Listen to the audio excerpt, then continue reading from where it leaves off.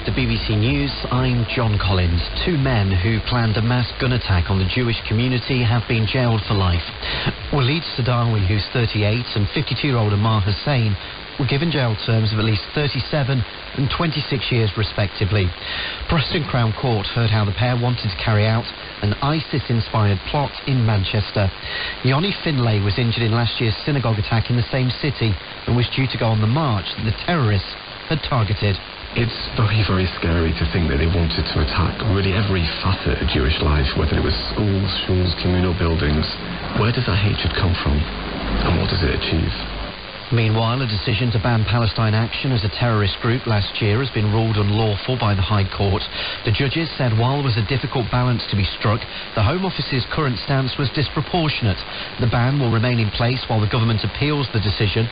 The former Supreme Court judge, Lord Sumption, has previously criticised the mass arrests of Palestine Action supporters. It's not a monumental victory for Palestine Action. On the contrary, they were severely criticised in this judgment. But it is a victory for those who peacefully protested in support of it. Whether that survives appeal remains to be seen. Two US lawmakers have urged Peter Mandelson to answer questions as part of a Congress investigation into Jeffrey Epstein. In a letter to the former British ambassador to the US, two Democratic members of the Oversight Committee said it was clear Lord Mandelson held critical information for their investigation into the sex offender. The company that runs some of the UK's biggest theme parks has reversed its decision to change its queuing system for visitors with autism, ADHD and anxiety during half-terms.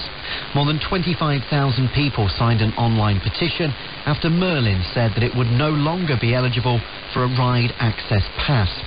Among the sites that pass gets you into are Alton Towers, Legoland in Windsor, Cadbury World in Birmingham and Surrey's Thorpe Park. Now, if you're still shopping for Valentine's Day, firstly, why have you left it quite so late? Secondly, you're being urged to ditch the red rose and go for something locally grown as an alternative. Florist Elizabeth Honey created the British Flowers Movement. It's an organisation which tries to promote British-grown blooms. Over £100 million was spent on cut flowers for Valentine's last year, with the vast majority of them flown in from overseas. Elizabeth from Nottingham says there are more sustainable alternatives. If you want to go and buy some lovely flowers this weekend for your loved one, really the advice would be try not to buy red roses. They're really kind of the wicked stepmother of flowers. They're the most heavily contaminated and with the biggest carbon footprint. Instead, look to try and buy some beautiful British flowers. You're up to date. It's 9:03.